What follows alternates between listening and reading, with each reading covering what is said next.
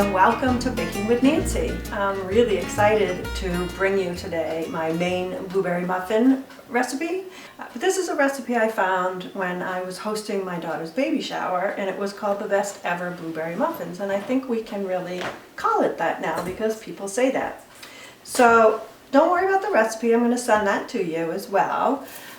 But in this bowl I've put in 1.5 cups of flour, 3/4 cup of sugar, which is a fair amount and it makes it a pretty sweet muffin, 1/2 teaspoon of salt, and 1.5 teaspoons of baking powder. I'm stirring that up just to make sure it's combined, and then our liquid ingredients, and this is an unusual thing for a recipe, it was the first time I came across it. You put 1/3 cup of oil into a cup measure, and then you add an egg, and then you take your milk and add it up to the top of your cup measurement. So it does depend on the size of your egg as to how much moisture you're getting in there. It's 1/3 and 1/3 and 1/3. So basically your egg is 1/3, your oil is 1/3, and your milk is 1/3. So I'm mixing this up a little bit, and the thing about muffins is you want it to be dry, and you don't want to stir it anymore. Now you can see, I can tell that I need a little bit more milk in there because it's a little dry in there. So you can eye that out. I generally say that a muffin mix should be somewhere between a cookie and a cake mix.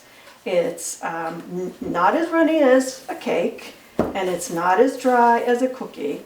And you don't want to mix it up very much until, because a muffin should not be mixed like a cake or a cookie, just lightly until you get it totally combined in there and you don't see any flour or egg.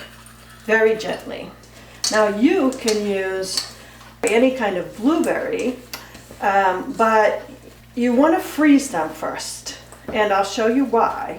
Is because blueberries in this batter, in this tight of a batter, are going to mush if they're not frozen. So in the bowl, you can see there's already a little bit of blue combining in there, even with frozen blueberries. And blueberries are the perfect fruit to freeze because they go into the freezer and they come out they don't mush together. They come out great for baking, not for use of anything else but baking. So I use my mother's muffin tin that she used for all of the muffins and cupcakes that she made for us when we were kids. You can see it's a very high, it's not big, but very high and straight, but you can use any muffin tin that you have. And I have these muffins all on one side because I have a gas oven and I was used to an electric, and fooling around with the gas oven, the oven's ready, has been a bit of a challenge for me. So if I keep them all on one side, they stay in the middle of the oven. But you have your own oven and you don't have to do this if your oven, especially if it's electric and is heating throughout the oven and not just on the sides. So I'm going to put a little cinnamon and sugar on top of these, and then I'm going to pop them in the oven for about 25 minutes, either side of that. I'm going to watch them, and I might turn them once in the oven just to make sure that they're all browning the same. And then we'll come back when they're done in the oven. So the muffins are done. They've baked about 25 minutes, and I've tested them, and they're done. So what I'm doing here is called tilting the muffins. And you want to let them rest for 5 minutes and then tilt them on their sides for maybe another 5 minutes.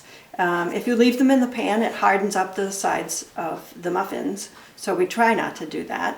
You also might have noticed I was using an UGG glove taking them out of the oven, which is one of my kitchen tips. The UGG glove is fabulous for taking things in and out of the oven and giving you fingers to reach with and not get burnt. I'm going to put these on a plate and they're going to be ready, and I'm going to save some for my neighbor because we've been sharing our goodies back and forth since we've been in the house for a while. And the next time you come, we'll share some blueberry muffins.